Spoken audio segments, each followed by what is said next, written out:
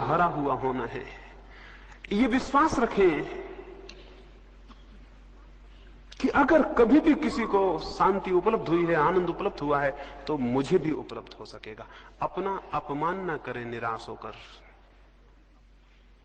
निराशा स्वयं का सबसे बड़ा अपमान है।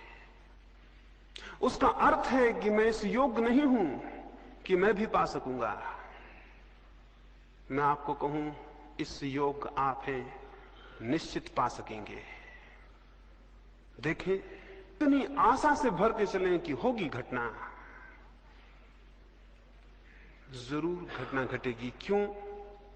ये हो सकता है आप आशा से भरे हों, लेकिन बाहर की दुनिया में हो सकता है कोई काम आप आशा से भरे हों तो भी ना कर पाएं, लेकिन भीतर की दुनिया में आशा बहुत बड़ा रास्ता है।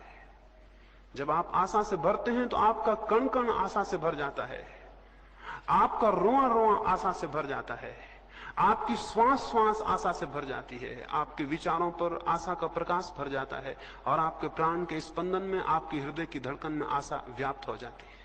आपका पूरा व्यक्तित्व जब आशा से भर जाता है तो भूमिका बनती है कि आप कुछ कर सकेंगे।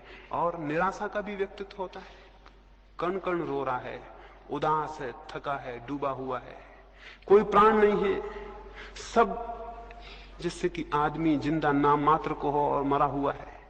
ऐसा आदमी किसी प्रयास पर निकलेगा, किसी अभियान पर, तो क्या पा सकेगा? और आत्मिक जीवन का अभियान सबसे बड़ा अभियान है। इससे बड़ी कोई चोटी नहीं है जिसको कोई मनुष्य कभी चढ़ा हो। इससे बड़ी कोई गहराई नहीं है समुद्रों की जिसमें मनुष्य ने कभी डुबकी लगाई हो। स्वयं की गहराई सबसे बड़ी गहराई है और स्वयं की ऊंचाई सबसे बड़ी ऊंचाई है। इस अभियान पर जो निकला हो उसे बड़ी आशाओं से भरा हुआ होना चाहिए। तो मैं आपको कहूंगा, 3 दिन आशा की एक भाव स्थिति को कायम रखें। आज रात ही जब सोएं तो बहुत आशा से भरे हुए सोएं, और ये विश्वास लेकर सोएं कि कल सुबह जब आप उठेंगे तो कुछ होगा, कुछ हो सकेगा, कुछ किया जा सकेगा।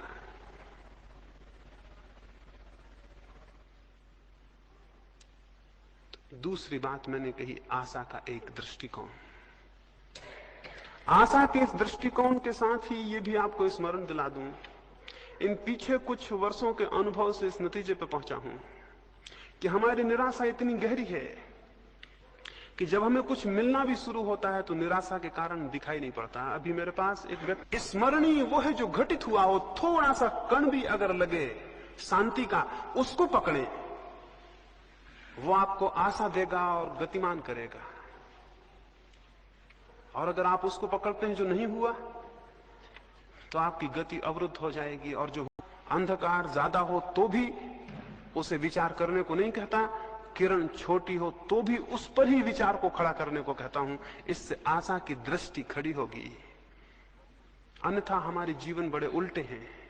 अगर मैं आपको एक गुलाब के फूल के पौधे के पास ले जाऊं और आपको पौधा दिखाऊं, तो शायद आप मुझसे कहें कि इसमें क्या है, भगवान कैसा अन्यायी है, 2-4 तो फूल हैं, हजारों कांटे हैं। एक दृष्टि ये भी है कि गुलाब के पास जाके हम ये कहें कि भगवान कैसा अन्यायी है, हजारों कांटे हैं, कहीं एक आध फूल है। इसको कहने का एक ढंग और भी हो सकता है, एक दृष्टि और भी हो सकती है, एक और अप्रोच हो सकती है कि कोई आदमी उसी पौधे के पास जाके ये कहे कि भगवान कैसा अद्भुत है कि जहां लाखों कांटे हैं उनमें भी एक फूल खिल जाता है।